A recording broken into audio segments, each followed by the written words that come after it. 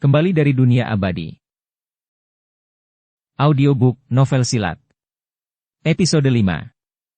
Xiu, kamu sudah melakukan pekerjaan dengan baik. Aku akan mengunjungi polisi Cheng dan Hu saat waktunya tepat. Kita harus dekat dengan polisi agar para pengganggu takut pada kita. Kamu jauh lebih baik daripada aku dalam melakukan ini. Su Lingyun berkata dengan lembut sambil menyentuh kepala Tang dengan penuh kasih sayang. Bu, sebaiknya kita bicarakan ini nanti saja. Kita makan dulu, kalau tidak makanannya akan dingin. Ketika Tang Xiu melihat ibunya ingin melanjutkan pembicaraan, dia terpaksa mendorongnya keluar dari kamar tidur. Su Lingyun bingung dan tidak terlalu memperhatikan apa yang baru saja dikatakan Tang Xiu. Tanpa sadar dia pergi ke dapur untuk memasak. Dia tidak bisa menahan diri untuk berseru ketika melihat meja penuh dengan makanan. Oh, mengapa ada begitu banyak hidangan? Apakah kamu memesan makanan untuk dibawa pulang? Bu, aku menghabiskan waktu 1 jam untuk memasak hidangan ini, semuanya adalah makanan kesukaanmu. Apakah ini sesuai dengan seleramu? Tang Xiu berkata dengan gugup sambil mendorong ibunya ke kursi. Dia kemudian memberinya semangkuk penuh makanan. Tang telah memasak 4 hidangan dan sepanci obat. Keempat hidangan tersebut adalah ayam talas, ikan kukus, lobak goreng, sup bunga lili, dan bubur obat untuk melengkapi tubuhnya yang lemah dan membantu paru-parunya. Mencium aroma lezatnya, Su Lingyun menggerakkan jari-jarinya. Ia tak sabar memegang mangkuk dan mulai menyantapnya. Bu, makanlah pelan-pelan, jangan sampai tersedak. Kalau makanannya kurang, aku akan masak lagi untukmu. Melihat ibunya melahap makanannya, hati Tang Xiu dipenuhi rasa sukses yang luar biasa. Rasa sukses ini membuatnya merasa lebih bersemangat daripada terobosan saat latihan. Xiu, jangan hanya melihatku makan, ikutlah denganku dan makanlah. Kata Su Lingyun setelah makan beberapa saat. Ia menyadari putranya memperhatikannya makan dengan cara seperti itu dan merasa malu. Baiklah, mari kita makan bersama. Ini adalah pertama kalinya Tang Xiu melihat ibunya lupa diri. Dia tersenyum dan kemudian segera mulai makan. Saat mereka asyik menikmati makan malam yang hangat, tiba-tiba terdengar suara ledakan keras dari luar. Rumah itu berguncang hebat lalu 3 pria kekar berpakaian jas koboi dan sepatu kulit menyerbu masuk. Melihat Su Lingyun dan Tang Xiu tengah menikmati makanan, laki-laki dengan potongan rambut cepak itu menyeringai jahat lalu menendang meja kayu rendah itu ke bawah. Dengan suara keras, meja kayu tua itu hancur berkeping-keping. Makanan di atas meja berserakan di lantai. Kau punya uang untuk membayar makananmu, tapi tidak punya uang untuk membayar kami. Apa kau pikir kami bodoh? Setelah menendang meja, pria berambut cepat itu berteriak dengan marah. Ia lalu mengangkat tangannya untuk menampar Su Lingyun. Bab 20, memutuskan semua hubungan. Su Lingyun benar-benar tenggelam dalam suasana nyaman yang diciptakan Tang Xiu, jadi dia tidak menyangka seseorang akan mengunjungi mereka saat ini dan dengan cara yang tidak biasa. Setelah melihat dengan jelas wajah ketiga lelaki itu, jantung Su Lingyun berdebar kencang, dan daya tariknya pun hancur. Karena sedang kesurupan, Su Lingyun sama sekali tidak menyadari ketika laki-laki berambut cepak itu menendang meja. Su Lingyun tidak bereaksi sampai pria itu menyeringai dan hendak menampar wajahnya. Ketika akhirnya berhasil menyusulnya, dia berteriak dan ingin melarikan diri. Namun, Su Lingyun masih duduk. Jika dia ingin lolos dari tamparan pria berpotongan rambut cepak itu, dia harus berdiri sebelum bisa mulai berlari. Dan karena pria itu tidak mau menunggu untuk membiarkannya lolos, Su Lingyun tidak bisa menghindari tamparan itu. Menyaksikan telapak tangan itu menutupi wajahnya, Su Lingyun mati-matian menutup matanya. Pada saat berikutnya, Su Lingyun mendengar suara seseorang mengerang. Su Lingyun mengira dia mengenali suara itu karena berasal dari pria berpotongan rambut cepak. Su Lingyun tertegun saat membuka matanya. Ia mendapati pria bertampang garang dengan rambut runcing, yang tadi begitu garang, sudah berjongkok di tanah. Tulang ayam tersangkut di dahinya, darah mengalir keluar dari luka di sepanjang tulang sebelum menetes ke tanah. Kau berani menyerangnya? Apakah kamu bodoh? Kamu mau mati? 2 pria bersetelan jas lainnya menatap rekan mereka yang tergeletak di tanah, lalu menatap Tang Xiu yang duduk di kursi, tak bergerak. Setelah sekian lama, mereka akhirnya menyadari bahwa rekan mereka telah dilukai oleh Tang Xiu dengan tulang ayam. Dengan amarah yang meluap, keduanya berteriak dan bergegas menuju pemuda itu. Tidak, tolong jangan sakiti anakku. Dia tidak bermaksud menyakiti temanmu, kami bersedia mengganti rugi. Su Lingyun berteriak histeris sambil berlari ke arah Tang Xiu. Dia juga mengerti apa yang telah terjadi dan mencoba menahan rasa sakitnya. Melihat ekspresi ibunya yang ketakutan, ekspresi dingin Tang Xiu pun berubah. Ia merentangkan kedua lengannya dan memeluk ibunya. Pada saat yang sama, ia mengangkat kakinya dan bersiap untuk menyerang. Dua pecahan porselen dari sebuah mangkuk terbang dari tanah dan terlempar ke dahi kedua pria itu. Kedua lelaki malang itu baru saja mengangkat paha mereka, dan bahkan belum bergerak selangkah pun, tetapi mereka telah menerima hasil yang sama seperti rekan mereka. Kemudian jatuh ke lantai, melolong kesakitan. Mereka. Xiu apa yang terjadi? Su Lingyun mengira mereka pasti telah dipermalukan dengan kejam. Menyadari bahwa semuanya terjadi begitu tiba-tiba, dia benar-benar terkejut. Bu, tidak apa-apa, jangan khawatir, biarkan aku saja yang mengurusnya. Tang Xiu mencubit telapak tangan ibunya dan menenangkannya dengan lembut. Kali ini, Tang Xiu tidak membuat ibunya pingsan. Tang Xiu tidak rela membiarkan ibunya hidup dalam ketakutan, jadi dia ingin memamerkan kekuatan dan kemampuannya, memberitahu ibunya bahwa dia punya kemampuan untuk melindungi keluarganya.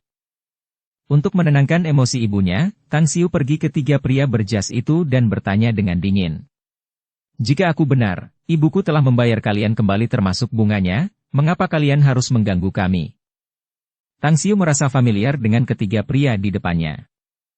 Ibunya kekurangan uang saat membuka restoran, dan bahkan setelah meminjam uang dari saudara, ia masih kekurangan 50.000 yuan.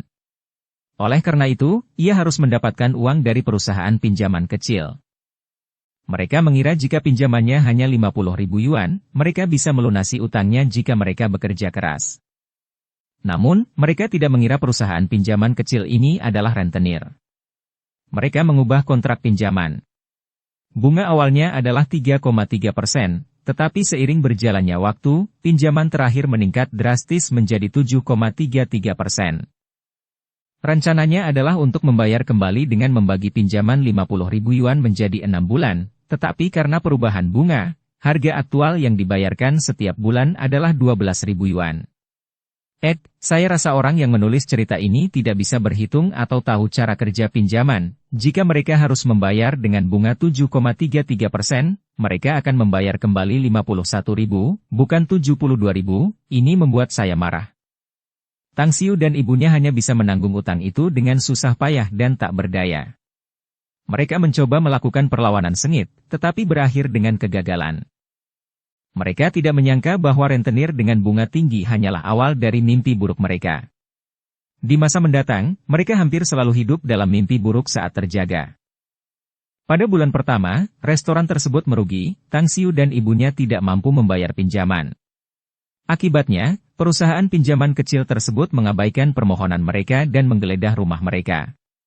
Perusahaan rentenir itu juga mengancam mereka untuk membayar kembali pokok pinjaman dan bunga, jika tidak, mereka akan mulai menyerang restoran tersebut. Tidak ada cara untuk membela diri, satu-satunya pilihan mereka adalah meminjam uang dari saudara dan teman. Dalam 3 hari, mereka akhirnya berhasil mengumpulkan cukup uang untuk melunasi utang. Para rentenir itu tampaknya berpikir bahwa mereka mudah diganggu. Jadi dalam beberapa bulan berikutnya, para rentenir itu terus mendesak mereka untuk mendapatkan lebih banyak uang setiap bulan, dan mengganggu Tang Xiu dan ibunya demi kesenangan. Untuk menghindari intimidasi, Su Lingyun akan menyiapkan pembayaran. Bahkan dalam kasus di mana keuntungan restoran tidak cukup. Restoran Su Lingyun terletak di Old River Street Old Street. Tetangga mereka juga memiliki bisnis serupa. Hal ini menyebabkan persaingan yang ketat dan mencegah Su Lingyun memperoleh banyak penghasilan setiap bulan. Setelah setengah tahun, Su Lingyun akhirnya dapat membayar seluruh utangnya kepada rentenir. Namun, setelah membayar semua uang itu, Tang Xiu dan ibunya tidak memiliki tabungan lagi. Tidak ada uang tersisa untuk membayar uang sekolah Tang. Su Lingyun juga kehilangan berat badan karena hal ini. Itulah sebabnya ketika Su Lingyun melihat ketiga pria berjas itu, dia tampak pucat, yang juga merupakan alasan mengapa Tang Xiu bersikap tanpa ampun. Tang Xiu, dasar bajingan, beraninya kau menyerang kami? Kami adalah anggota masyarakat Tianlang. Apa kau pikir kami tidak bisa membunuhmu dan ibumu kapanpun kami mau? Pria berpotongan rambut cepat itu mengumpat dan mengatupkan rahangnya saat ia mencabut tulang ayam dari kepalanya. Kita sudah berhubungan selama setengah tahun, kau seharusnya tahu ada beberapa masalah dengan otakku. Apakah kau mengatakan bahwa membunuh kalian bertiga adalah tindakan ilegal? Tang Xiu menyeringai sambil meraih kursi dan mulai memukul pria bercukur itu. Terdengar suara krek yang keras saat tulang bahu pria berpotongan rambut cepat itu patah. Ia merasakan sakit yang amat sangat hingga tidak dapat berbicara. Aku akan bertanya sekali lagi, kami sudah melunasi hutang, mengapa kamu masih mengganggu kami? Tang Xiu, kali ini, mengarahkan pertanyaannya kepada dua orang lainnya. Tang Xiu, kamu memang sudah melunasi utangmu, tetapi seseorang menandatangani kontrak pengalihan utang dengan kami bulan lalu, jadi kamu harus membuat hubungan pinjaman baru dengan bisnis kami. Di bawah tatapan tajam Tang Xiu, seorang pria lain hendak memanggil Tang Xiu dengan sebutan bajingan tetapi dengan cepat menghentikannya. Xiu, ini pamanmu yang lebih muda. Kami meminjam 50.000 yuan dari pamanmu. Mungkin kejadian bulan lalu membuatnya marah karena malu, jadi mungkin dia pergi ke Eternal Growth Trading Co. dan melakukan transfer ke sana. Su Lingyun menambahkan ketika dia menyadari bahwa pria berjas itu tidak dapat menjelaskan situasinya sepenuhnya. Setelah mendengar apa yang dikatakan Su Lingyun, Tang Xiu terdiam. Teringat kata-kata yang diucapkan Ban Shou dan Ding Zi di restoran, amarahnya pun berkobar. Tang Xiu tidak mengerti mengapa paman mudanya bertindak begitu tidak berperasaan karena mereka adalah keluarga. Bu, kenapa ibu baru memberitahuku hal ini setelah semua yang terjadi? Tang Xiu mengeluh setelah terdiam beberapa saat. Su Lingyun hanya menyentuh dahi Tang Xiu dengan penuh kasih sayang, tetapi tidak berbicara. Namun, Tang Xiu mendapatkan jawaban dari mata ibunya. Ibunya tidak memberitahu dia tentang pelecehan di restoran dan di rumah. Alasannya adalah karena dia tidak ingin hal itu memengaruhi prestasinya di sekolah. Alasan lainnya adalah karena hal itu hanya akan membuat Tang Xiu semakin khawatir. Untuk sesaat, Tang Xiu sedikit membenci dirinya sendiri karena tidak menunjukkan kekuatannya sebelumnya. Dengan begitu, mungkin ibunya akan membicarakan kesulitan yang dihadapinya, daripada menanggungnya dalam diam. Kartu ini berisi 50.000 yuan. Ambil dan keluar. Jika kamu berani terus mengganggu ibuku, aku akan memastikan bisnismu tidak akan punya masa depan di Star City, teriak Tang Xiu. Saat ia sedang memikirkan cara untuk menyelesaikan masalah dengan Eternal Growth Trading Co., sebuah suara samar terdengar dari luar rumah. Beberapa saat kemudian, tubuh Yuan Chuling yang gemuk masuk ke dalam rumah. Gemuk, kenapa kamu ada di sini? Tang Xiu bertanya dengan heran. Meskipun dia sudah lama mengenal Yuan Chuling, Tang Xiu tidak berpikir untuk membiarkan Yuan Chuling mengunjungi rumahnya karena harga dirinya yang rendah. Jadi dia tidak menyangka bahwa Yuan Chuling akan datang ke sini atas kemauannya sendiri. Kakak, kamu bahkan tidak menceritakan masalah yang kamu alami dengan keluargamu sendiri. Sepertinya kamu tidak menganggapku sebagai kakakmu. Yuan Chuling menyeringai, meninju dada Tang Xiu dengan ringan. Bu, perkenalkan, ini teman sekelasku, Yuan Chuling. Dia satu-satunya temanku di sekolah. Waktu aku pindah dari kelas 5 ke kelas 10, dia juga ikut pindah ke kelas 10. Tang Xiu menjelaskan sambil tersenyum saat melihat tatapan mata ibunya penuh dengan pertanyaan. Oh, dia teman sekelas Tang Xiu. Selamat datang di keluarga kami. Setelah mendengarkan perkenalan itu, wajah Su Lingyun menunjukkan senyum hangat, tetapi ketika dia melihat tubuh ketiga pria berjas tergeletak di lantai, raut wajahnya berubah muram dan senyum di wajahnya sedikit memudar. Kalian masih belum pergi juga? Apa kalian menungguku untuk mengantar kalian pulang? Yuan Chuling membentak ketiga pria berjas itu saat melihat reaksi di mata Su Lingyun. Tuan Muda Yuan, maafkan saya. Saya tidak tahu bahwa Tuan Tang adalah teman Anda. Jika kami tahu bahwa Tuan Tang adalah teman Anda, kami tidak akan mengganggunya. Tuan Muda Yuan, ini kartu Anda, silakan ambil kembali. Kami tidak sengaja merusak jamuan makan malam Bos Su dan Tuan Muda Tang. Dengan cara ini, utang 50.000 yuan akan terbayar. Kami juga berharap Tuan Muda Yuan menyampaikan beberapa kata-kata baik untuk kami kepada Bos Yuan, sehingga kami masih dapat bekerja di perusahaan. Dua pria berjas yang tersisa berkata dengan takut. Mereka kemudian meninggalkan tempat kejadian secepat mungkin, sambil membawa serta pria berpotongan rambut cepak yang tidak sadarkan diri itu. Su Lingyun dan Tang Xiu awalnya mengira bahwa amarah Yuan Chuling akan menimbulkan pertentangan dan menimbulkan lebih banyak masalah, dan telah berencana untuk menghentikan dorongan hatinya. Mereka tidak akan pernah mengira bahwa setelah dia berbicara, hal-hal yang terjadi selanjutnya akan membuat mereka tercengang. Tang Xiu dan ibunya hanya bisa berdiri di sana untuk waktu yang lama. Dukung channel Novel Silat dengan subscribe, follow, like, komen dan share. Bab 21, begitu senangnya sampai kehilangan rasa ukuran. Gerak, para pengganggu itu terkejut dan wajah mereka menjadi pucat. Gendut, bagaimana mungkin mereka sangat takut melihatmu? Meskipun dia sudah lama berteman dengan Yuan Chuling, Tang Xiu tidak pernah bertanya tentang situasi keluarga Yuan Chuling. Di sisi lain, dia juga tidak pernah mengangkat topik tentang keluarganya di depan Tang Xiu. Tang Xiu hanya tahu samar-samar bahwa orang tua Yuan Chuling memang memiliki aset ratusan juta, tetapi dia tidak tahu apa-apa tentang hal-hal lain. Setelah melalui masalah sebelumnya, Tang Xiu menemukan bahwa identitas temannya cukup misterius. Mendengar pertanyaan Tang Xiu, wajah bulat Yuan Chuling memerah. Dengan mata yang penuh ekspresi canggung, dia menjawab. Kakak, karena semuanya sudah beres, tidak bisakah kau menggali lebih dalam lagi? Mendengar jawabannya, Tang Xiu tidak berbicara dan malah menatap lurus ke arah Yuan Chuling. Kakak tertua.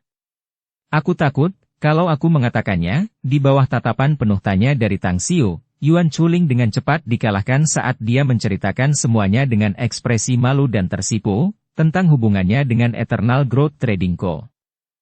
5 tahun yang lalu, ketika negara secara gencar menindak dan memperbaiki perusahaan riba ilegal, Paman Yuan Chuling memanfaatkan kesempatan untuk membeli Eternal Growth Trading Co. Dan kemudian menjadi bos perusahaan tersebut.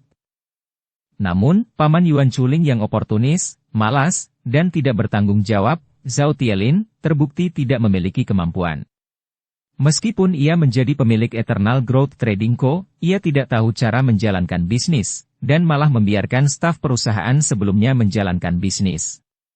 Hal itu mengakibatkan kekacauan di dalam perusahaan. Meskipun orang tua Yuan Chuling telah membantu, butuh waktu yang cukup lama untuk membereskan kekacauannya. Karena Yuan Chuling sering keluar masuk Eternal Growth Trading Co., ditambah dengan sikap memanjakan Zhao Tielin yang tidak biasa terhadap Yuan Chuling, seiring berjalannya waktu, semua orang dari atas hingga bawah Eternal Growth Trading Co. mengetahui tentang hubungannya dengan Zhao Tielin. Mereka bahkan menganggapnya sebagai putra mahkota. Setelah mendengar bahwa pemilik sebenarnya dari Eternal Growth Trading Co. ternyata adalah orang tua Yuan Chuling, semacam perasaan tenang muncul dari hati Tang Xiu, membuatnya hampir muntah darah saat dia menatap Yuan Chuling dengan kepahitan yang tak terucapkan yang bahkan tidak dapat diungkapkan dengan kata-kata. Berpikir tentang bagaimana dia dan ibunya telah lama dipaksa ke dalam situasi putus asa selama 6 bulan karena Eternal Growth Trading Co., Tang Xiu hanya bisa merasa bahwa dirinya telah dirugikan. Perasaan campur aduk pun menyelimuti hati Su Lingyun, namun di saat berikutnya, dengan sedikit usaha, dia mampu menyesuaikan suasana hatinya dan kemudian dengan hangat menyapa Yuan Chuling dan memintanya untuk duduk, menyajikan teh dan kemudian dengan terampil membersihkan rumah. Kakak tertua, aku benar-benar minta maaf. Setelah orang tuaku bercerai, aku jarang pergi ke Eternal Growth Trading Co. lagi. Selain itu, aku tidak memperhatikan bisnis mereka secara spesifik. Kalau tidak, masalah ini tidak akan terjadi. Yuan Chuling juga sangat menyadari keadaan internal Eternal Growth Trading Co., bahkan sekilas, dapat dilihat bahwa itu benar-benar kacau, membuat hatinya penuh dengan rasa bersalah dan malu. Hal ini tidak ada hubungannya denganmu. Kamu tidak perlu menyalahkan dirimu sendiri. Melihat ekspresi Yuan Chuling yang meminta maaf dan menyesal, hati Tang Xiu pun meleleh saat dia menepuk bahu Yuan Chuling sebelum bertanya dengan rasa ingin tahu. Ngomong-ngomong, sejauh yang kuingat, aku tidak pernah memberikan alamatku kepadamu atau siapapun, bagaimana kamu menemukannya? Kakak tertua, bagaimana dengan masalah di restoran?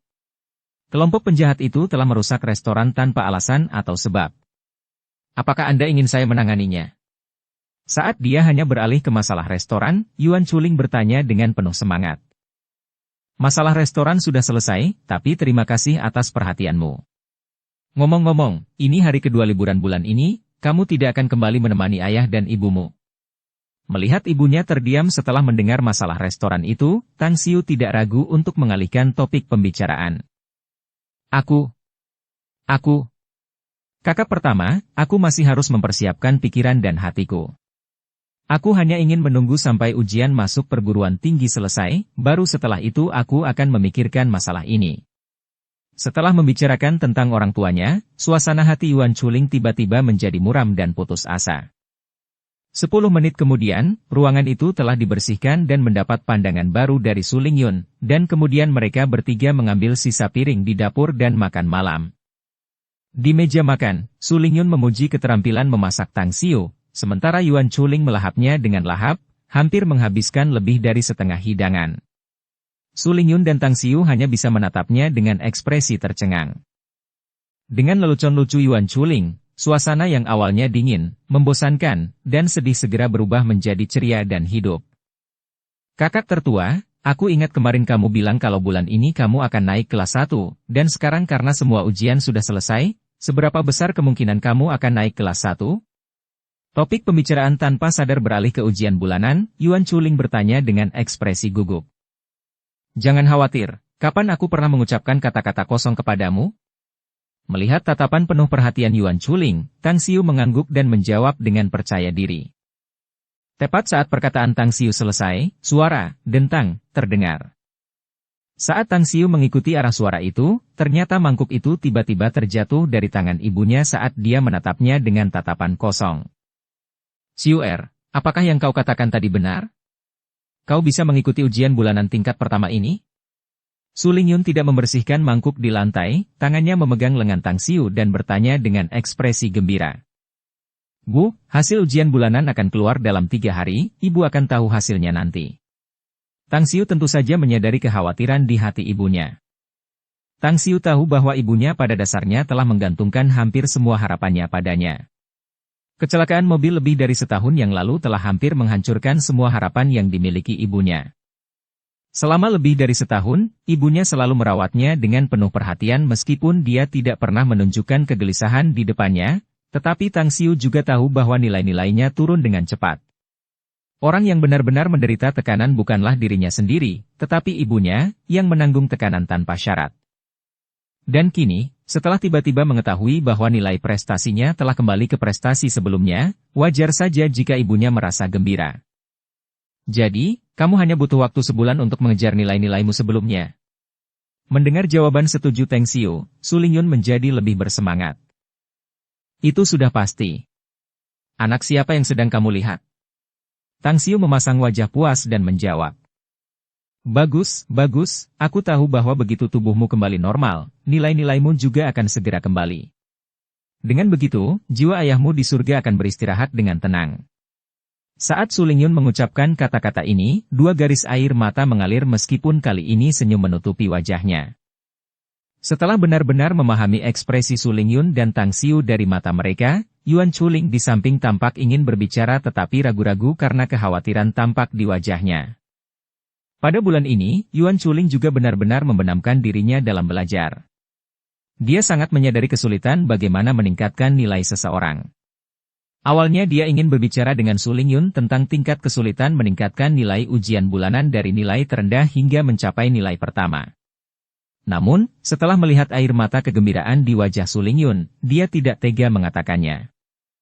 Ketika dia melihat perhatian dan kebahagiaan Su Lingyun yang tulus terhadap Tang Xiu dan melihat perhatian penuh kasih sayang seorang ibu dan anak antara Su Lingyun dengan Tang Xiu, di saat yang sama, sedikit rasa iri memenuhi hati Yuan Chuling. Hal itu mengingatkannya pada saat ibunya memutuskan untuk meninggalkan rumah. Lambat laun, mata Yuan Chuling menjadi basah. Ketika para siswa di Star City menikmati liburan 2 hari yang langka bulan ini, guru-guru sekolah menengah atas untuk tahun ketiga telah meninjau kertas ujian. Bagi guru-guru tahun ketiga ini adalah kenikmatan yang menyakitkan sekaligus menyenangkan. Sungguh menyakitkan karena mereka harus mengorbankan waktu dan liburan bersama keluarga untuk mengerjakan soal ujian. Sungguh menggembirakan karena mereka bisa melihat sedikit peningkatan dari hasil ujian siswa mereka. Mereka melihat ujian masuk perguruan tinggi, seperti bonus untuk memasuki jenjang pendidikan tinggi. Hasil yang diperoleh Yang Jian sangat bagus.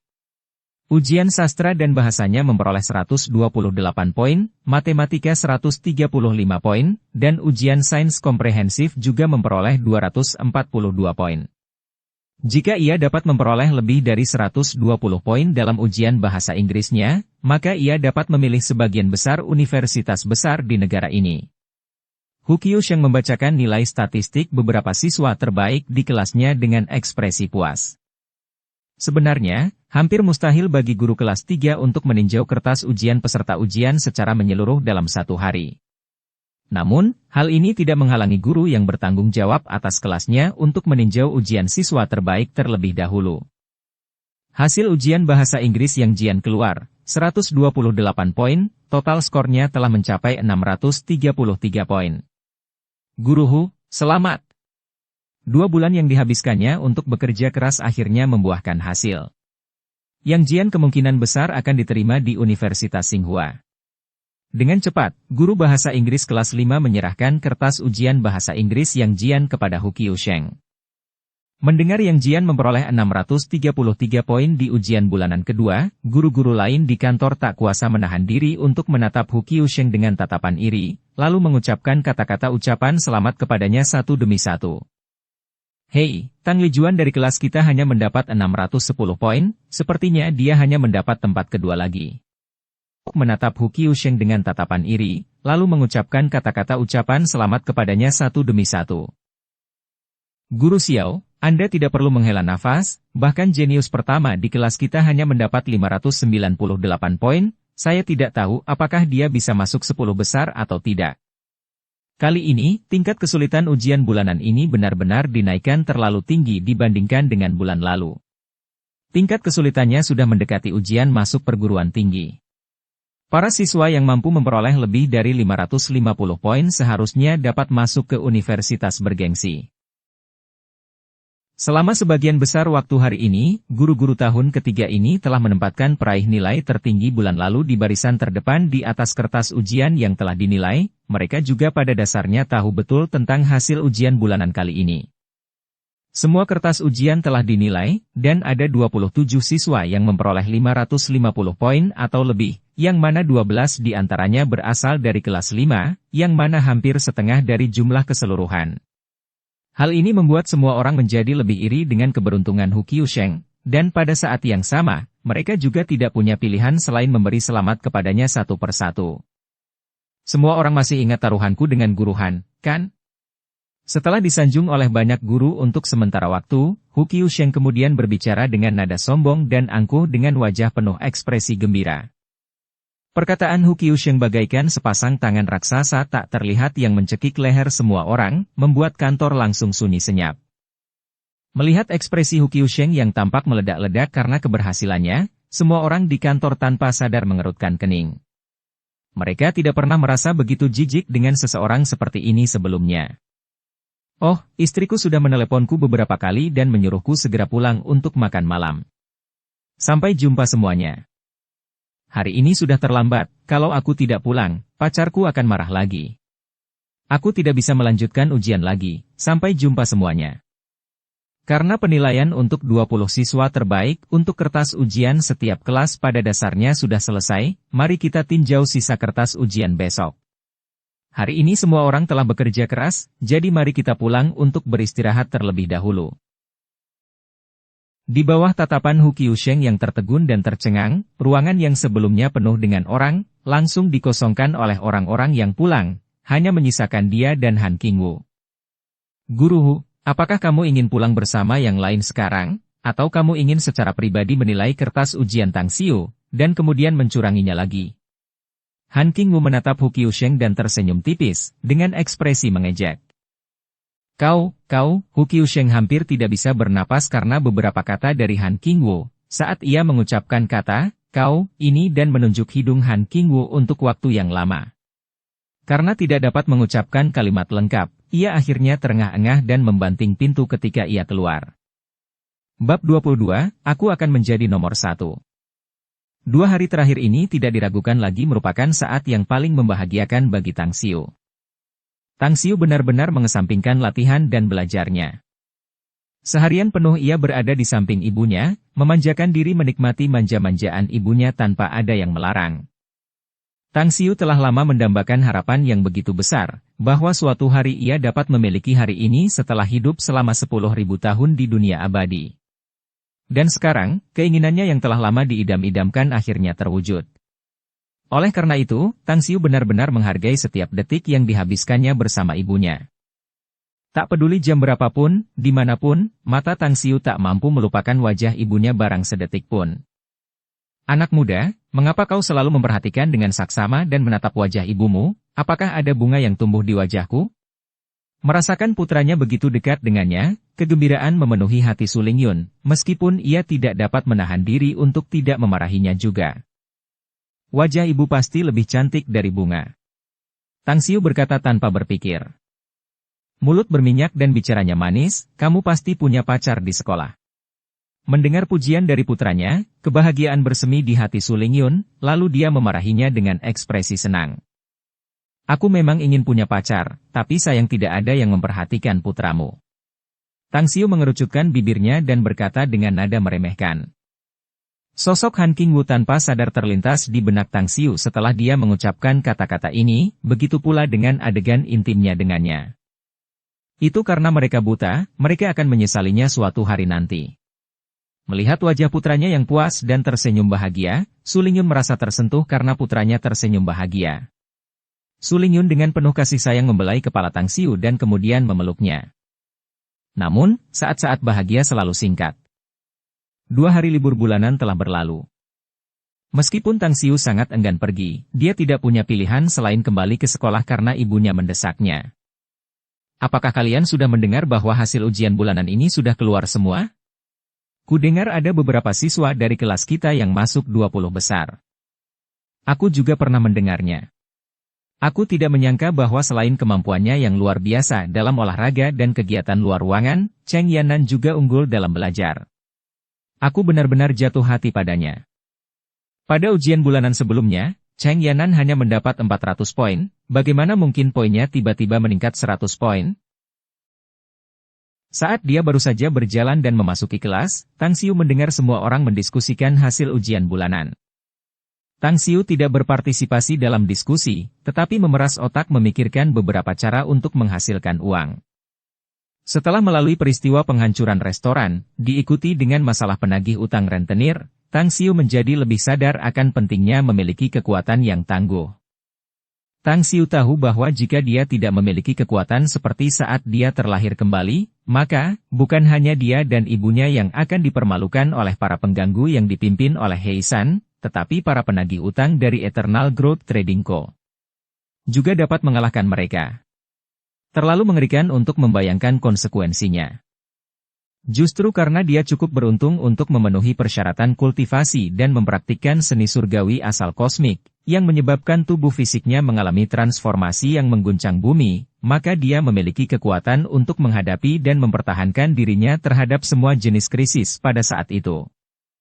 Namun, mempraktikkan seni surgawi asal kosmik ini juga memberikan efek samping yang berlebihan dan berlebihan. Tang Xiu tidak berani secara aktif mempraktikkan teknik kultivasi ini bulan ini, dan malah mencoba mencari pengganti alternatif untuk seni surgawi asal kosmik dengan keterampilan bela diri dan teknik kultivasi lainnya.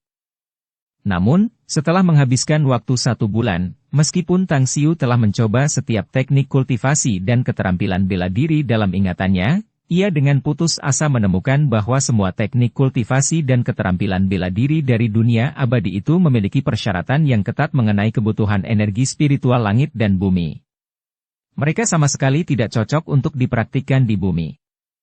Setelah menyadari bahwa dia tidak mempunyai cara untuk melatih semua teknik kultivasi dan kemampuan bela diri itu dalam situasi apapun, jika Tang Xiu ingin memiliki kekuatan untuk melindungi keluarganya dan dirinya sendiri, terlebih lagi ingin kembali ke dunia abadi untuk membalas dendam, maka, dia harus memilih untuk melatih seni surgawi asal kosmik ini. Namun, untuk mempraktikkan seni surgawi asal kosmik, Tang Xiu tentu saja harus mencari cara untuk menemukan dan membeli semua jenis herbal dan mineral berharga untuk memurnikan cairan tubuhnya dan menggunakannya untuk melembutkan dan memurnikan tubuhnya sendiri. Ini tentu membutuhkan sejumlah besar uang. Jika aku menghunus jimat-jimat dan menjualnya, apakah itu bisa dianggap orang sebagai perampasan tongkat Tuhan? Juga, aku tidak tahu apakah ada kultivator lain di bumi atau tidak. Jika ada, sebenarnya tidak akan buruk jika aku membangun susunan formasi dan menjualnya kepada mereka untuk menghasilkan uang, bukan? Atau meramu pil dan kemudian menjualnya. Tang Xiu menghabiskan sepanjang malam mencoba mencari cara menghasilkan uang hanya untuk mengetahui sendiri bahwa cara hebat dan canggih menghasilkan uang di dunia abadi tidak dapat diterapkan di bumi. Kakak tertua, bahkan jika kita gagal dalam ujian ini, itu tidak masalah. Masih ada 2 bulan lagi sampai ujian masuk perguruan tinggi, jadi jika kita mau bekerja keras, kita bisa mengikuti ujian terpadu dan diterima di universitas. Setelah melihat Tang Xiu belajar di malam hari dengan alisnya berkerut, suara desahan, dan napas meratap, Yuan Chuling mendapat kesan bahwa Tang Xiu sudah tahu tentang hasil ujian bulanan dan dengan demikian memberikan tanggapan seperti ini. Dia dengan lembut mengucapkan kata-kata yang menghibur ini di sampingnya. Gemuk, apakah kamu tahu cara yang bagus untuk menghasilkan uang? Mendengar kata-kata Yuan Chuling, mata Tang Xiu menjadi cerah saat dia menangkap lengan Yuan Chuling, dan bertanya dengan ekspresi bersemangat. Tang Xiu tahu bahwa alasan mengapa dia tidak bisa menghasilkan uang adalah karena dia sendiri hanyalah seorang petani dan tidak memiliki naluri bisnis. Di sisi lain, dia telah hidup selama 10.000 tahun di dunia abadi, dan karena dia hanya berada di sini sebentar, dia masih tidak mampu mengikuti indera dan pikiran dari ritme kehidupan di bumi. Namun, Yuan Chuling berbeda. Orang tuanya adalah pengusaha sukses.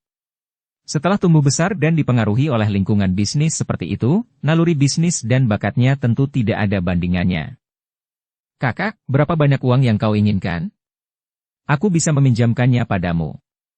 Melihat ekspresi bersemangat dari Tang Xiu, Yuan Chuling membeku sejenak, lalu dengan cepat menjawab dengan nada ceria.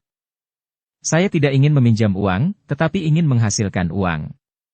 Katakan saja bisnis mana yang paling menguntungkan di dunia, atau apa cara tercepat untuk menghasilkan uang. Tang Xiu tahu bahwa Yuan Chuling salah memahami kata-katanya dan menjawab sambil menggelengkan kepalanya. Cara tercepat untuk menghasilkan uang tentu saja merampok ban atau toko perhiasan. Tidak perlu usaha apapun dan bisa dibangun dari nol, cukup untuk menutupi masalah Anda saat ini. Yuan Chuling berkata tanpa berpikir. Mendengar ucapan Yuan Chuling, Tang Xiu tidak dapat menahan diri untuk tidak menatapnya dengan angkuh, lalu menepuk bahunya dengan keras, dan berkata dengan ketus. Aku serius, sialan. Aku serius sekali meminta saranmu. Jika Anda tidak ingin merampok atau tidak berani merampok, maka Anda hanya dapat membeli tiket lotre, bahkan dapat membuat Anda menjadi miliarder dalam semalam. Namun, ini terlalu bergantung pada keberuntungan. Ada juga yang berspekulasi di pasar saham, meskipun butuh modal besar sebagai penopang perbuatannya, tetapi Anda juga perlu meluangkan cukup waktu dan tenaga untuk mempelajarinya dengan saksama. Dan ini jelas tidak cocok untuk Anda. Tang Xiu, kalau kamu mau menghasilkan uang, kamu bisa bicara denganku, Aku tahu banyak cara untuk menghasilkan uang. Sekarang, yang paling cocok untukmu adalah menjadi peraih nilai tertinggi dalam ujian masuk perguruan tinggi provinsi tahun ini. Selama kamu bisa menjadi peraih nilai tertinggi dalam ujian masuk perguruan tinggi di provinsi Shuangqing kita, bonus, dukungan, dan iklan semacam itu pasti akan berdatangan. Orang biasa tidak akan pernah bisa menghasilkan uang sebanyak itu sepanjang hidup mereka. Ketika Tang Xiu sedang asyik mengobrol dengan Yuan Chuling, sebuah suara yang tidak tepat waktu tiba-tiba menyela dan menyela pembicaraan mereka. Tang Xiu mendongak dan mendapati bahwa orang yang menyela adalah Su Xiangfei. Alisnya berkerut, dan tanpa sadar, dia ingin memukulnya. Namun, kata-kata Su Xiangfei membuatnya berdebar-debar, membuatnya tertarik. Hal itu membuatnya menahan amarahnya dan bertanya kepada Yuan Chuling.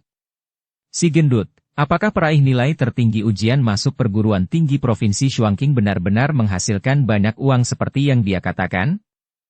Kakak tertua, menjadi peraih nilai tertinggi dalam ujian masuk perguruan tinggi tingkat provinsi pasti sepadan dengan uang yang dikeluarkan, intinya adalah kita bahkan tidak bisa menjadi peraih nilai tertinggi dalam ujian masuk perguruan tinggi tingkat provinsi. Sudah 13 tahun dan tidak ada satupun siswa dari sekolah menengah pertama Star City kita yang mampu menjadi peraih nilai tertinggi dalam ujian masuk perguruan tinggi tingkat provinsi. Dan jika kamu bisa menjadi peraih nilai tertinggi dalam ujian masuk perguruan tinggi tingkat provinsi, kurasa sekolah kita bahkan akan memberimu hadiah uang tunai sebesar 1 juta. Di bawah tatapan mata Tang Xiu yang penuh dengan pertanyaan, dengan wajah penuh ekspresi sedih, Yuan Chuling menganggukkan kepalanya. Hahaha, aku bisa mati tertawa. Dia benar-benar ingin mengambil nilai tertinggi untuk ujian masuk perguruan tinggi. Hei, sepertinya rumor itu benar adanya. Pikiran Tang Xiu memang bermasalah. Sebelumnya dia bilang dia harus jadi nomor 1 di ujian, dan sekarang dia bilang dia akan jadi peraih nilai tertinggi di ujian masuk perguruan tinggi tingkat provinsi. Mungkin beberapa hari lagi, dia akan mengumumkan bahwa dia akan segera keluar dari jagat raya. Melihat ekspresi Tang Xiu yang serius dan sungguh-sungguh, Su Xiangfei memimpin murid-murid lain di kelas 10, karena mereka tidak dapat menahan tawa. Wajah Yuan Chuling memerah karena malu di samping, sementara Cheng Yannan, yang duduk di depan Tang Xiu, juga sedikit mengernyitkan alisnya yang halus. Hanya Tang Xiu yang masih berekspresi tenang dan duduk dengan tenang di tempat yang sama, bahkan tidak menggerakkan pantatnya. Dia hanya menyapukan pandangannya ke teman-teman sekelasnya yang tertawa keras di sekitarnya dengan ekspresi tenang dan damai. Bahkan tidak ada gelombang yang beriak di matanya yang dalam, seolah-olah orang yang sedang diejek bukanlah dirinya sendiri. Tang Xiu, kertas ujian bahasa Inggris dan matematika sudah dibagikan sebelumnya. Berapa poin yang kamu dapatkan dari 2 ujian mata pelajaran pendahuluan ini? Kurasa tidak mungkin semuanya mendapat telur bebek asin, kan? Setelah kehabisan napas karena tertawa cukup lama, Su Xiangfei kemudian bertanya. Apa? Kertas ujian sudah dikirim? Bagaimana mungkin aku tidak tahu tentang itu? Tang Xiu melihat sekeliling dengan ekspresi kosong, dan kemudian menemukan bahwa kertas ujian bulanan benar-benar diletakkan di meja semua orang. Tang Xiu saat ini hanya memikirkan satu hal, dan karena dia terlalu terfokus dan tenggelam dalam pikiran tentang menghasilkan uang, dia bahkan tidak menyadari bahwa kertas ujian bahasa Inggris dan matematika telah dibagikan terlebih dahulu. Gemuk? Apakah kau sudah melihat kertas ujian-ujian bulananku? Tang Xiu menoleh ke arah mejanya, dan juga melihat ke lantai, tetapi ia tidak menemukan kertas ujian-ujian bulanannya. Ia tidak dapat menahan diri untuk bertanya kepada Yuan Chuling di sampingnya. Kakak, aku belum melihat kertas ujian-ujian bulananmu. Kupikir kamu sudah menerimanya. Yuan Chuling menjawab dengan suara pelan seperti suara nyamuk. Sejak awal, setelah kertas ujian diserahkan, perhatian Yuan Chuling sepenuhnya tertuju pada hasil merah terang yang mencolok pada hasilnya, dan dia tidak memperhatikan apakah Tang Xiu mendapat kertas ujian-ujian bulanannya atau tidak. Namun, menurut pemahaman Yuan Chuling tentang Tang Xiu, dia tidak mengira Tang Xiu mempermainkannya, tetapi dia tahu bahwa Tang Xiu mungkin belum mendapatkan kertas ujian-ujian bulanannya. Jadi, Yuan Chuling juga bingung dan heran. Hahaha, aku benar-benar bisa mati karena tertawa. Kau dengan sungguh-sungguh bersumpah untuk mengambil nilai pertama sebelum ujian, dan sekarang kau bahkan takut untuk menunjukkan kertas ujian-ujian bulanan kepada semua orang. Itu benar-benar dapat disebut sebagai kemalangan bagiku. Mungkinkah ujian bahasa Inggris dengan matematika ternyata seperti yang telah kuprediksi dan takutkan, bahwa semua ujian mendapat telur bebek asin? Setelah melihat penampilan Tang Xiu dan Yuan Chuling yang tampak seperti mereka berpura-pura, Su Xiangfei tidak dapat menahan tawa lagi. Untuk setiap ujian pendahuluan, Anda hanya menggunakan waktu kurang dari setengah jam untuk menyerahkan kertas ujian dan kemudian pergi. Selain membuat keributan untuk menarik perhatian dari hampir seluruh sekolah, bahwa kelas kami telah melahirkan seorang jenius, saya benar-benar tidak tahu harus menyebutnya apa lagi. Menjadi pusat perhatian hanya untuk mempermalukan diri sendiri, dan sekarang kamu juga berpura-pura bodoh. Tang Xiu, kamu belum cukup mempermalukan diri sendiri di kelas 5 dan benar-benar datang ke kelas 10 untuk mempermalukan diri sendiri lagi, wajahmu benar-benar sangat tebal.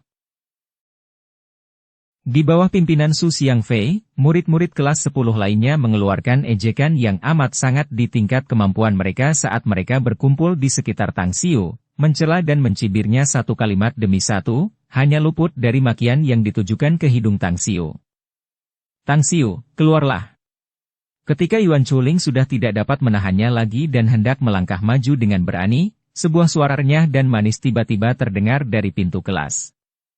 Mendengar suara yang akrab dan penuh keagungan itu, kegaduhan di dalam kelas pun tiba-tiba berakhir, dan semua orang segera kembali ke tempat duduk masing-masing, mengambil pena dan kertas, berpura-pura sedang menghitung sesuatu. Bab 23, bukan yang paling tak tahu malu, hanya lebih berani. Orang yang tiba-tiba muncul di pintu kelas adalah Han Qingwu. Prestise Han Qingwu telah mapan setelah lebih dari setahun mengepalai kelas 10. Dan setiap siswa memiliki rasa hormat dan cinta yang besar padanya. Tang Xiu, apakah kamu tahu mengapa guru memanggilmu keluar? Di koridor luar, setelah terdiam sejenak, Han Qingwu bertanya dengan suara lembut. Jika tebakanku benar, itu pasti ada hubungannya dengan ujian bulanan, kan? Dengan kecepatan pemrosesan otaknya yang jauh melampaui orang kebanyakan, saat Han Qingwu memanggilnya dengan suara keras, Tang Xiu sudah mengerti tentang masalah itu, dan tentu saja tahu bagaimana menghadapinya. Mendengar jawaban Tang Xiu, Han Qingwu kembali terdiam saat sepasang mata bulatnya yang indah menatap Tang Xiu dan memperhatikannya dengan saksama. Pada awalnya, Tang Xiu juga membalas tatapan ke arah Han Qingwu dengan mata penuh hasrat seksual. Setelah sekian lama, Tang Xiu akhirnya dikalahkan. Ekspresi wajah Han Qingwu terlalu murni, tanpa ada sedikit pun niat jahat dan kemarahan, dan Tang Xiu sama sekali tidak tega menghujat kesuciannya. Guru Han, bukankah kertas ujian bahasa Inggris dan matematika saya dikurung oleh Anda? Mungkinkah setelah melihat hasil ujian saya, Anda berpikir bahwa saya telah menyontek dalam ujian dan Anda tidak ingin saya mempermalukan diri sendiri di depan seluruh teman sekelas, jadi Anda ingin menutupi saya? Meskipun Han Qingwu tidak mengatakan sepatah kata pun, Tang Xiu dapat membacanya dari mata Han Qingwu. Kau benar-benar tidak berbuat curang. Mendengar perkataan Tang Xiu, tubuh lembut Han Qingwu bergetar sementara ekspresi kecewa terpancar di matanya. Guru, apakah Anda ingat kata-kata yang saya katakan sebelum ujian? Tang Xiu tidak menjawab Han Qingwu, tetapi malah mengajukan pertanyaan yang tidak relevan. Wajah Han Qingwu yang putih dan lembut tiba-tiba memerah ketika mendengar kata-kata Tang Xiu. Dia ingat dengan jelas bahwa malam sebelum ujian, Tang Xiu tidak hanya menciumnya, dia juga sengaja memancingnya dengan kata-kata. Jadi, dia mengatakan kepadanya bahwa dia akan melindungi dan merawat Tang Xiu seumur hidup. Guru Han, sebelum ujian, saya sudah mengatakan bahwa saya akan menganggap serius ujian bulanan ini untuk memastikan bahwa Hu Qiusheng akan menyesalinya dan bahkan membuatnya sangat menyesal. Anda seharusnya tidak melupakannya. Melihat ekspresi bingung dan tidak mengerti dari wajah Han Qingwu yang cantik dan mencolok, Tang Xiu tahu bahwa pikiran Han Qingwu sedang menyimpang saat dia tersenyum dan mengingatkannya. Apakah kamu juga ingat bahwa kamu mengatakan kata-kata seperti itu? Lalu mengapa kamu membuat keributan besar ketika kamu mengikuti ujian bulanan ini? Kamu menangis terseduh-seduh dan linglung di ruang ujian bahasa dan sastra. Mengapa kamu menyerahkan kertas ujian setelah menjawab ujian kurang dari setengah jam? Apakah kamu ingin membuat guru kecewa? Setelah mendengar kata-kata Tang Xiu, Han Qingwu tidak dapat menahan kegelisahan di hatinya, bahkan suaranya tanpa terasa meningkat beberapa desibel. Ketika Tang Xiu mendengarnya, dia hanya tersenyum kecut dan tak dapat menahan diri untuk menyentuh hidungnya, sedangkan ekspresi malu tampak jelas di wajahnya. Guru Han, prosesnya tidak penting, tetapi hasilnya penting. Selama hasilnya sangat bagus, semuanya baik-baik saja, bukan? Tang Xiu menghadap ke kelas dengan mulut cemberut dan menjawab dengan suara lembut. Hasilnya sangat bagus, dasar iblis berkepala besar. Nilaimu terlalu palsu. Ujian bahasa dan sastra mendapat 140 poin, ujian bahasa Inggris 150 poin, ujian matematika 150 poin, dan ujian IPA 272 poin, dengan total nilai mencapai 712 poin. Kau bahkan melampaui si jenius Yang Jian yang berturut-turut menjadi peraih nilai tertinggi dalam ujian bulanan yang kali ini hanya mendapat 633. Nilaimu 79 poin lebih tinggi darinya. Ini menunjukkan bahwa aku lebih jenius daripada dia. Ah, Guru Han, bukankah seharusnya kamu senang untukku? Jadi mengapa kamu terlihat sangat marah? Dengan ekspresi bingung, Tang Xiu bertanya balik. Saya sangat senang, dan bahkan terlalu senang. Namun, bajingan Hu Qiusheng itu mengatakan bahwa Anda menyontek dalam ujian. Ketika saya bersikeras menonton rekaman video pengawasan di ruang ujian, dia bahkan mengatakan bahwa seseorang berbohong.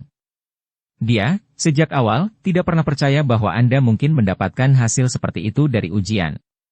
Jangankan dia, bahkan seluruh guru tahun ketiga, tidak ada yang percaya bahwa Anda bisa mendapatkan hasil seperti ini dalam ujian. Setelah melihat bahwa Tang Xiu tampaknya tidak benar-benar menyadari keseriusan masalah tersebut, Han Qingwu tidak bisa menahan diri untuk tidak meraung. Guru, tenanglah, Anda harus tenang. Melihat tidak hanya beberapa kepala bermunculan dari kelasnya, tetapi juga beberapa orang dari kelas lain tertarik untuk melihat keributan karena teriakan Han Qingwu, Tang Xiu segera mengingatkannya. Kaulah yang seharusnya tenang, iblis besar. Sekarang Hu Qiusheng bahkan bersikeras bahwa karena kau mendapat hasil yang bagus di ujian, itu sepenuhnya karena kau telah membaca soal-soal ujian sebelumnya, tetapi juga membuat tuduhan tidak langsung bahwa karena aku tidak mampu untuk kalah, maka aku sengaja membocorkan soal-soal ujian kepadamu. Sekarang kau katakan padaku, apa yang harus dilakukan dengan masalah ini? Han Qingwu menatap lurus saat dia mendekati Tang Xiu, dengan marah memohon padanya dengan ekspresi yang menawan dan penuh kasih.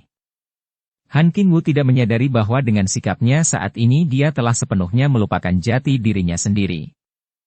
Di depan Tang Xiu, Han Qingwu tidak tampak seperti seorang guru, tetapi lebih seperti sepasang teman. Apa, dia begitu tidak tahu malu? Tang Xiu tampaknya tidak pernah berpikir bahwa wabahnya yang tiba-tiba akan menghasilkan efek yang kontraproduktif. Sebelumnya, Tang Xiu berpikir untuk menyembunyikan kekuatannya dan kemudian meningkatkan nilai ujiannya sedikit demi sedikit, membuatnya tampak alami. Dengan demikian, akan lebih mudah bagi semua orang untuk mempercayainya. Namun, setiap kali Tang Xiu memikirkan wajah sombong itu, Hu Qiusheng, kemarahan memenuhi hatinya, belum lagi ada Yang Jian, dan sekelompok orang lain seperti Su Xiangfei yang sinis, mengejek, dan mencemoohnya. Hal itu kemudian membuat Tang Xiu tiba-tiba mengubah pikirannya sebelumnya. Sekalipun ia memperoleh nilai sedang dalam ujian, selama ia terus mengalami kemajuan, ia pasti akan dicurigai melakukan penjiplakan dan curang. Selain itu, hasil tes mereka secara umum rata-rata, jadi semua orang bisa menduga bahwa dia menjiplak dan menyontek orang lain. Jadi, dia mungkin juga melompat dengan satu lompatan. Oleh karena itu, yang lain tidak akan bisa menduga bahwa dia menjiplak dan menyontek tes orang lain. Namun karena dia mendapat skor tertinggi, siapa lagi yang bisa menjadi targetnya untuk ditiru? Setelah mendengarkan penjelasan Han Qingwu, barulah Tang Xiu menyadari bahwa bagi orang-orang yang berbudi luhur, bahkan jika Anda menembaknya dari belakang, ia hanya akan menduga bahwa pistol itu ditembakkan secara tidak sengaja. Namun bagi orang-orang yang tidak punya rasa malu, bahkan jika Anda berbuat lebih baik, mereka dapat dan akan selalu menemukan banyak alasan untuk mendiskreditkan Anda. Tang Xiu, jika kamu dan guru memastikan bahwa nilai ujianmu benar dan valid, aku punya cara untuk membersihkan namamu, jadi bajingan itu, Hu Qiusheng, harus meminta maaf padamu. Saat melihat ekspresi gembira Tang Xiu, jejak ekspresi aneh melintas dari mata Han Qingwu, dia secara tak terduga mempercayai kata-kata Tang Xiu. Han Qingwu berbicara dalam bahasa Inggris untuk kalimat ini. Meskipun dia percaya kata-kata Tang Xiu, dia tetap ingin menguji Tang Xiu dan mencari tahu apakah Tang Xiu benar-benar seperti yang dia katakan, bahwa dia telah mencapai standar kelas 1. Guru Han, sebenarnya, saya ingin memberitahu Anda setelah kecelakaan itu. Meskipun ada masalah dengan otak saya, tetapi prestasi saya sebenarnya tidak turun. Saya hanya menjadi lelah dengan ujian, jadi nilai saya menjadi sangat buruk. Apakah Anda percaya kepada saya? Tang Xiu sangat menyadari bahwa melompat dari nilai terendah ke nilai tertinggi juga agak terlalu sulit dipercaya, jadi dia hanya mengarang kebohongan. Tentu saja, Tang Xiu juga menjawab kalimat ini dalam bahasa Inggris. Melihat Tang Xiu tidak hanya memahami sepenuhnya isi kalimat bahasa Inggrisnya, tetapi juga menggunakan bahasa Inggris Amerika yang autentik dan lancar untuk menjawabnya dengan percaya diri, mata Han Qingwu langsung berbinar. Tang Xiu, apakah kamu benar-benar tidak bercanda dengan guru? Setelah kehilangan kata-kata sejenak, Han Qingwu menanggapi kembali kata-kata Tang Xiu sebelumnya sambil tidak bisa menahan perasaan gembira. Guru Han, aku bisa berbohong padamu sekali ini, tapi aku tidak bisa menipumu lagi. Apakah yang kukatakan benar atau salah? Kau bisa mengetahuinya dalam 2 ujian bulanan berikutnya, kan? Tang Xiu mengedipkan matanya dan menjawab dengan senyum di wajahnya. Bagus, hebat, aku bisa bayangkan Hu Qiusheng akan menyesalinya, dan bahkan akan langsung muntah darah besok. Setelah mendapat jawaban positif dari mulut Tang Xiu, Han Qingwu tak kuasa menahan tawa bahagia, lalu menyerahkan kertas ujian bahasa Inggris dan matematika kepada Tang Xiu.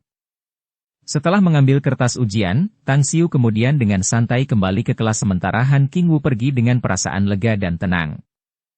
Saat Tang Xiu hampir memasuki ruang kelas, bel sore yang menandakan berakhirnya waktu belajar berbunyi di seluruh sekolah, menyebabkan sekolah yang tadinya sunyi dan tenang berubah menjadi bebatuan danau, dan langsung mendidih. Tang Xiu membereskan mejanya dan kemudian diam-diam meninggalkan sekolah. Sebelumnya, Yuan Chuling telah memberitahunya banyak cara untuk menghasilkan uang. Meskipun Yuan Chuling sendiri tampaknya tidak dapat diandalkan, tetapi Tang Xiu benar-benar mempertimbangkan kata-katanya. Tentu saja, Tang Xiu kali ini tidak keluar untuk merampok, bukan juga untuk membeli tiket lotre, ataupun untuk berspekulasi di pasar saham. Setengah jam kemudian, sosok Tang Xiu muncul di aula permainan bernama Klub Kesehatan dan Kemakmuran. Tang Xiu sudah lama mengetahui keberadaan aula permainan ini, dan bahkan berulang kali melewati tempat ini, meskipun dia belum pernah masuk. Dia hanya tahu bahwa ada banyak anak laki-laki di sekolah yang kecanduan aula permainan dan sering menghabiskan uang saku mereka di tempat ini, serta selalu keluar dari tempat ini dengan gembira. Ketika baru saja melangkah masuk ke aula permainan, Tang Xiu tidak dapat menahan diri untuk tidak menutupi hidungnya. Bahkan alisnya yang lurus dan tampak bagus pun berkerut ke atas dan miring. Tang Xiu hampir mati lemas karena aula permainan sangat bising dengan teriakan dan jeritan, dipenuhi asap tebal dan bau busuk. Dunia di sana benar-benar berbeda dibandingkan dengan dunia luar. Namun mengingat tujuannya, Tang Xiu menahan keinginannya untuk lari keluar. Aula permainan itu luasnya sekitar 400 meter persegi, dan memiliki berbagai macam mesin slot, dengan berbagai macam desain mesin slot di dalamnya. Ada berbagai macam mesin slot besar dan kecil yang disusun dalam 6 baris, dengan total 100 buah. Hampir setiap mesin slot dikelilingi oleh beberapa orang, atau bahkan belasan orang yang berdiri di sana. Sungguh tidak terduga bahwa aula permainan sekecil itu benar-benar dapat menampung lebih dari 1.000 orang. Dan betapa terkejutnya Tang Xiu, ia bahkan menemukan bahwa di antara 1.000 orang lebih itu, bahkan kurang dari setengahnya yang mengenakan seragam dan kebanyakan berasal dari sekolah tetangga.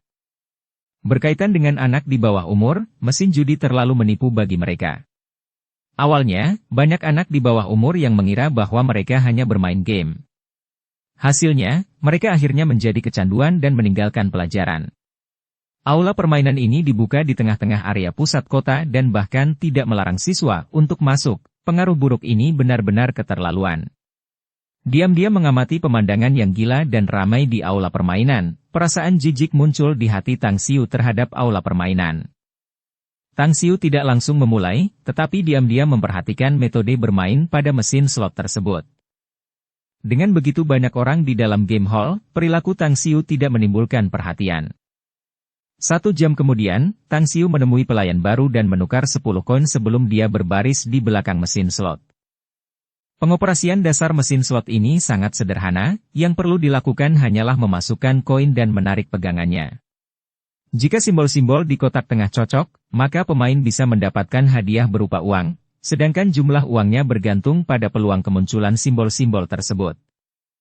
Kadang-kadang, meskipun tidak cocok, jika simbol tertentu muncul, Anda masih bisa mendapatkan hadiah tertentu, dan simbol ini biasanya adalah buah ceri.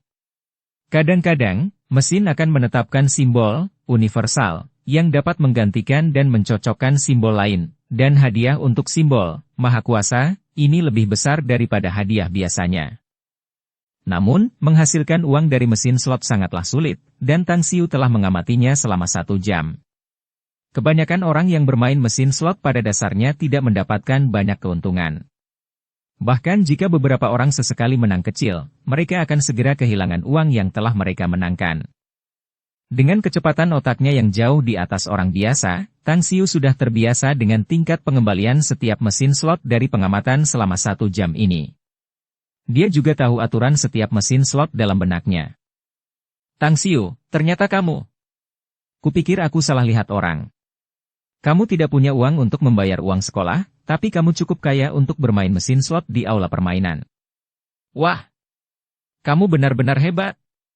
Tepat saat giliran Tang Xiu akan tiba, gonggongan seseorang tiba-tiba muncul entah dari mana dan meledak di dekat telinga Tang Xiu, menyebabkan Tang Xiu tidak punya pilihan selain mengalihkan perhatiannya dari mesin slot dan melihat ke belakang. Bab 24, Keberuntungan yang membuat orang cemburu.